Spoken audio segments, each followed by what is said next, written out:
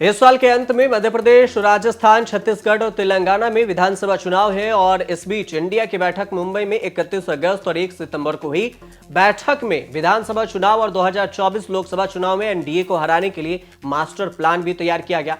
लेकिन इस सब के बीच में तेलंगाना जीत को लेकर पहले से राहुल गांधी ताल भी ठोक रहे हैं। लेकिन 31 अगस्त को आंध्र प्रदेश के मुख्यमंत्री वाईएस जगनमोहन रेड्डी के बहन जब सोनिया गांधी से मिली तो सबकी निगाहें उन पर टिक गई। वाईएसआरटीपी ने अपने सोशल मीडिया अकाउंट पर मिलने की और इस मुलाकात की कुछ तस्वीरें भी शेयर की। तेलंगाना चुनाव से पहले सभी की निगाहें कांग्रेस पर टिकी है, क्योंकि वह विपक्षी नेता वाईएस शर्मिला के साथ मिलकर सत्तारूढ़ भारत राष्ट्र समिति यानी बीआरएस के खिलाफ वोटों को मजबूत करने की जुग्गत लगाने की कोशिश में है। वाईएसआरटीपी तेलंगाना पार्टी के नेता ने दिल्ली में कांग्रेस की नेता सोनिया गांधी और राहुल गांधी से मुलाकात की, लेकिन इसके बाद उन्होंने विलय के अटकलों की न तो पुष्टि की है और न ही इनकार किया है। ऐसा भी नहीं कहा है कि वो कांग्रेस में विलय हो जाएंगे और ये भी नहीं कहा है कि वो इस पर सोचेंगे और मना कर दिया कि हम नहीं करेंगे। इसके अलावा बार बार यह कहने के बावजूद कि उनका ध्यान तेलंगाना पर है, चर्चा है कि शर्मिला, जो कि आंध्र प्रदेश के मुख्यमंत्री वाईएस जगनमोहन की बहन है, अगले साल जब उनके भाई के राज्य में चुनाव होगा, पारिवारिक सीमा लांघ सकती है, यानी भाई से उल्टा वो कांग्रेस की ओर से चुनावी मैदान में उतर भी सकती हैं। वाईएस शर्मिला ने कांग्रेस नेताओं के साथ बातचीत के बाद मीडिया से कहा, सोनिया गांधी राहुल गांधी से मुलाकात हुई, रचनात्मक चर्चाएं हुई। वाईएस राजशेखर रेड्डी की बेटी तेलंगाना के लोगों को लाभ पहुंचाने के लिए लगातार काम करेंगी। उन्होंने कहा कि मैं एक बात कह सकती हूं, केसीआर तेलंगाना के मुख्यमंत्री चंद्रशेखर राव की उल्टी गिनती शुरू हो गई है।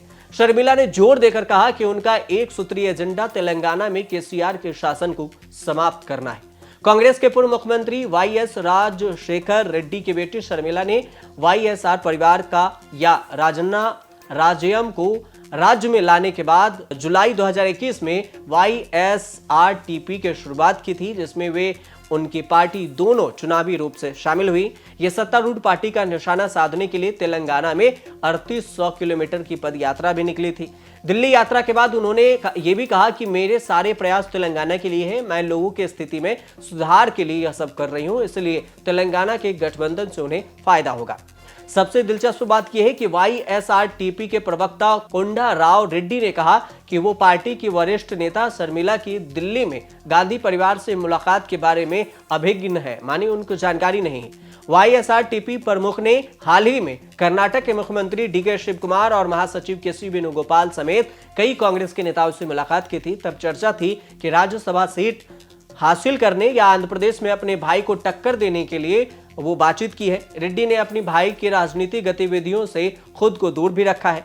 अपने पिता की मृत्यु के बाद उन्होंने सितंबर 2009 में वाईएसआर कांग्रेस पार्टी लॉन्च की। इसके लिए कांग्रेस से नाता तोड़ लिया था और वे अपनी बहन के पार्टी के लॉन्च में शामिल हो गए थे।